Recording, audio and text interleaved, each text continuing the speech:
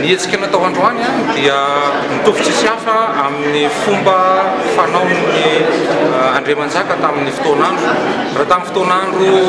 fahiny tokoa mantsiny dia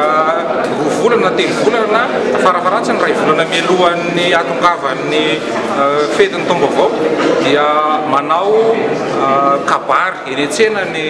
Andriamanjaka mba ampahafantarana ny olona hoe ho avy ny taom-baovao ka dia miomana ny vahoaka, miomana ara-tsaina, miomana ara-panahy, miomana ihany koa amin'ny tanàna sy ny manodidina rehetra amin'ny tontolo iainana. Natao androany zany dia mitovy tsisy hafa amin'izay conférence de presse mihira kabary fampahafantarana ny fahatongavan'ny taom-baovao malagasy sy ny fiomanan'ny vahoaka. Ny taom-baovao malagasy amin'ity taona ity zany dia amin'ny zoma faha-20 ny volana martsa ny andro farany, ary ny taom-baovao zany ilay taona voalohany, ilay andro voalohany amin'ny taom-baovao dia ny faha 1 ny volana martsa. Mitovy tsisy hafa amin'ny taona rehetrarehetra, ny olona mantsiny ny taona zany dia les premiers jours de l'an no zava-dehibe, fa ho antsika malagasy kosa dia zay no mahasoto avinazy dia ny zavatra tsara tao anatin'ny taona lasa dia tsy tsara fanadino, zay le hoe ny tsara tsy mba fanadino ka irariana ny itoizan'ireny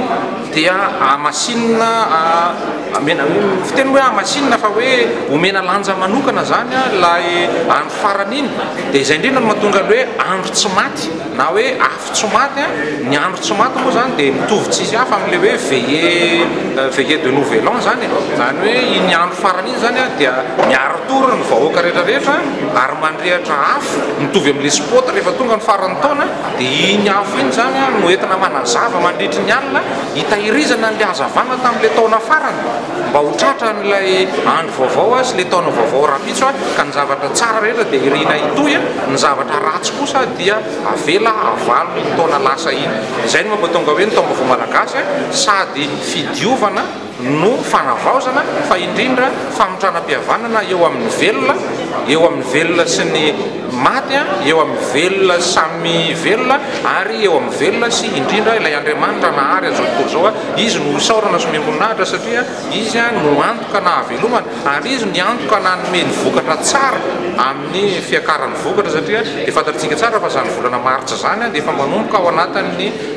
fararanontsika zay zany hoe ny fiakaran'ny vokatra zany eto Madagasikara. Tsy dia misy miova loatra ny fankalazana taom-baovao malagasy fa arak'izay hoe fidiovana le andro farany zany le 20 martsa dia misy fandrehetana ny afo tsy maty, toerana maromaro izy hoe foanina no toerana maromaro raha ny tena izy zany dia isaky nisy tokantrano dia mankalaza taom-baovao malagasy daholo fa ny mampiavaka azy dia hoe misy toerana ofisialy. Ny antony dia hoe eny Ambohidrabiby, eny Antoalo, eny Merkasina, any Kianjam-Bomangakely, ireo toerana ireo no nisafidiana manokana tamin'ity taona ity zany mety misy toerana hafa fa ireo aloha zany no safidiana manokana mba hanaovana an'ilay fankalazana satria ara-tantara no ny antony ara-tantara zany satria raha Ambohidrabiby manokana zao dia hoe teny no milevina no ny aina no namoaka nyo kolotsaina anankiray io ny mpanjaka Ralambo, izy no namorona ny taom-baovao io mantsiny dia voatana mandraka ankehitriny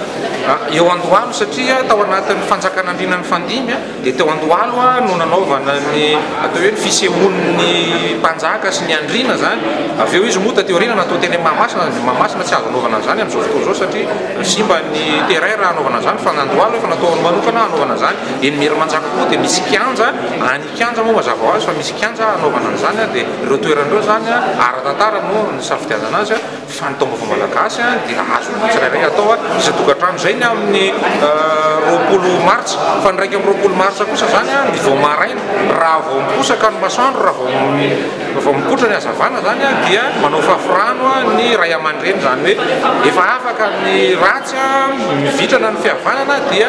manao fafirano ny ray aman-dreny dia mirary tsodrano hoe araba sambasambatra hatrany taony dia mirary so isan-karazany rehetrarehetra ao aorianan'izay dia manao ilay fiarahana misakafo dia ilay vary sosoton-drano ronono amin'ny tantela iny atao hoe iny antsoina hoe nofokena ny tapy havanana izay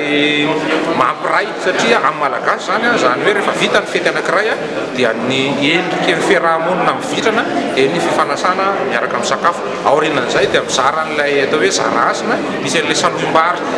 marika fahafantarana fa ifaresina no misary ka dia mirary ny vahoaka Ray Manontolo mba hanana vokatra sy ampy daholo ny isan-tokantrano.